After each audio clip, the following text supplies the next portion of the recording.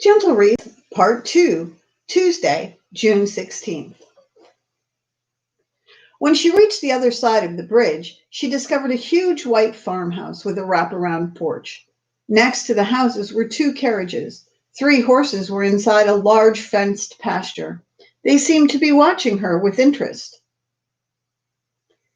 She parked her car near the buggies, then walked over to the fence where the horses stood. One of them, a huge black horse, extended his head to meet her. Cheryl stroked his soft muzzle and let him rest his head on her shoulder. "Samson loves carrots," said a voice from behind her. She turned to see Levi standing a few feet away. He held a carrot in his hand, which he gave to Cheryl. "Thank you," she said. "He's gorgeous." "Yes, he is." These other two characters are Methuselah and Obadiah. That's Sugar. His sister Spice is with Eli at the petting zoo. They are buggy horses. These big fellows are Morgans, work horses. We use them around the farm. He pointed at the carrot in Cheryl's hand.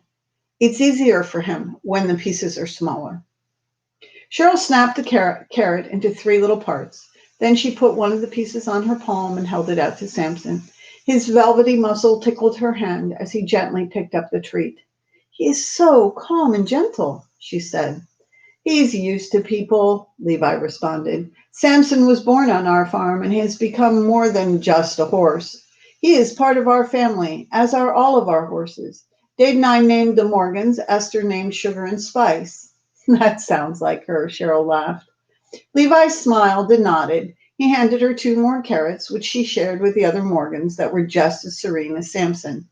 When they finished eating, she ran her hand down Samson's soft face.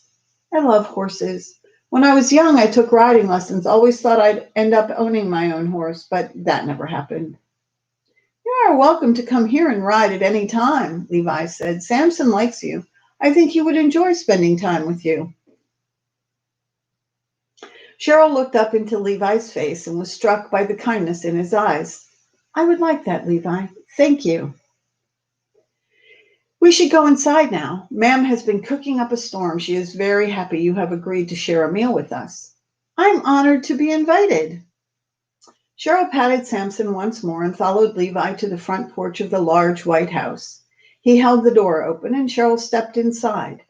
The main living room area was roomy and comfortable looking. A large and colorful rag rug lay on the polished wood floor. A blue cloth couch sat against one wall, a lovely white lace doily across the back.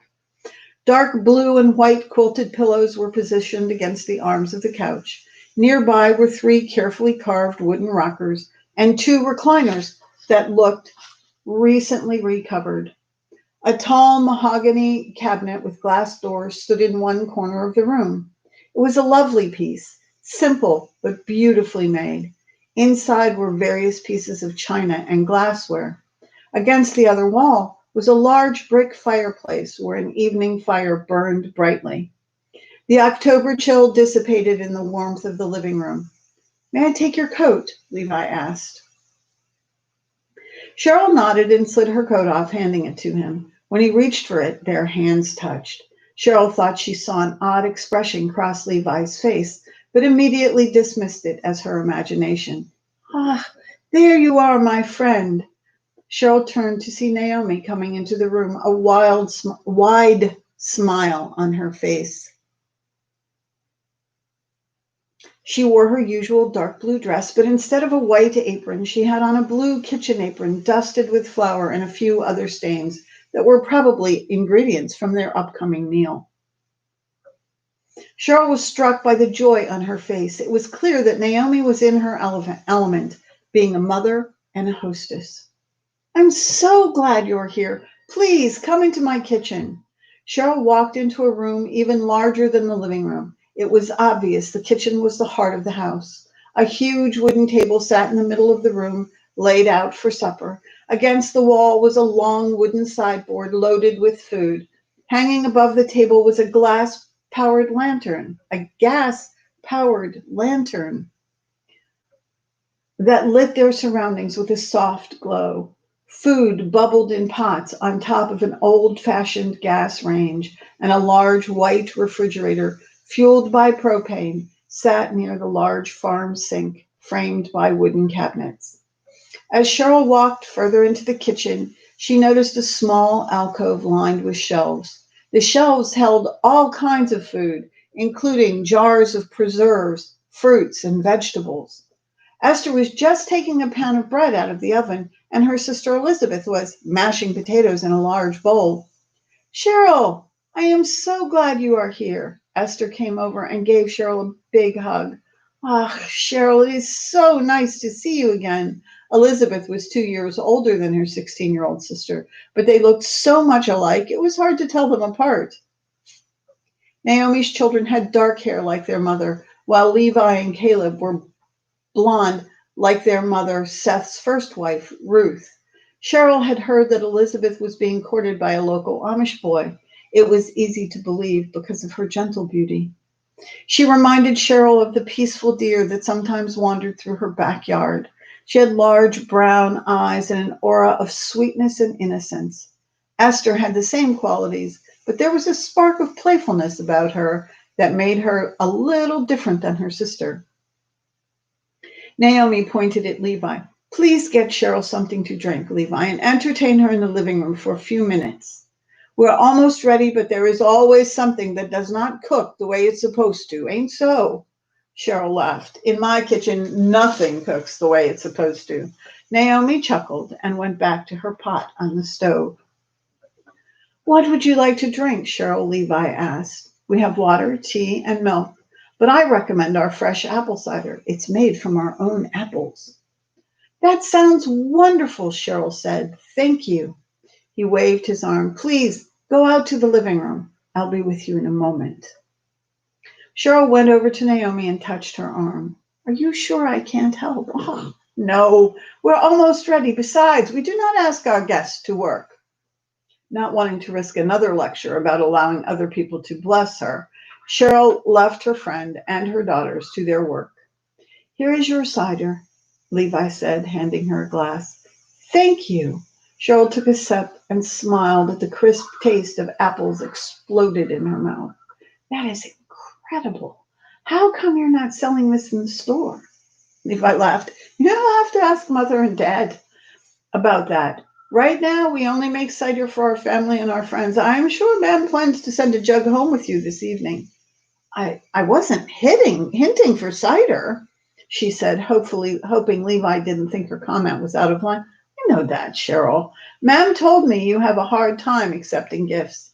Oh, she did she? Your mother is an amazing person. She is that. After taking a box out of the closet near the front door, Levi sat down on the hearth near the rocking chair. He handed it to Cheryl. Here are the Bible covers we talked about. I hope they're what you expected. She opened the box to find 4 incredibly beautiful covers, each one crafted and hand-tooled with care. These are just gorgeous, Levi. I don't think they'll last long at the store. We will see, but I hope you are right. He stood up and removed a package from the mantle. Then he handed it to Cheryl. This is for you. She untied the string around the simple brown paper.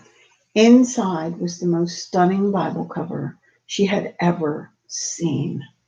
Amid vines and flowers were the words Holy Bible, and toward the bottom she read, Cheryl.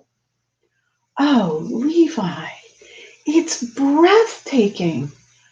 But why? I mean, this must have taken a long time to make. I don't understand. It was done, except for the spot for your name. When I met you, I just knew the cover was meant for you. I hope you will accept it. Cheryl blinked away tears. Of course I will. I'll treasure it. Thank you, Levi. He nodded, obviously pleased that the cover had touched her so much. You are a blessing to our family, Cheryl. Both you and your aunt are so willing to sell our products. Ma'am and your aunt were such good friends. When she left, Ma'am was a little worried that she would not have the same kind of relationship with you. But she tells us that you are becoming quite close. She is grateful for your friendship, and so am I. Cheryl felt herself blush as she gazed into the midnight blue. of his eyes. Your mother has made me feel welcome in Sugar Creek. I have to admit, I was pretty nervous about running the shop without my aunt, but I love it here and I feel at home. Naomi's warm welcome has a lot to do with that. Then you are good for each other. I am very grateful. Grateful for what? Esther had come into the room and stood a few feet away, smiling. Grateful that dinner will be ready soon, Levi said teasingly. I'm grateful Ma'am is cooking, and not you. Esther put her hand on her hip and frowned at her older brother. I made the biscuits, and if you don't want any. Levi held his hands up in surrender. Well, first we must see if they are softer than bricks. If they are, I will eat one, just so I will not hurt your feelings. Cheryl laughed, amused to see that Amish brothers and sisters were just like siblings in any family. Sure, the food is ready, Esther said, shaking her head at her brother. I may let you have a biscuit, or I might not. If you do not, Cheryl will give me one of hers. Ain't so, Cheryl? We'll have to see, Cheryl said. If you behave, maybe. Levi's eyes widened. The women always gang up against the men. Dad will give me a roll. Hester laughed and headed back to the kitchen. Levi stood to his feet and offered Cheryl his hand. Flustered, she took it, and he helped her up from the rocking chair. For a brief second, she thought she saw something in his eyes that made her breath catch in her throat. But as quickly as she noticed, it was gone. Thank you for listening. See you later in the week.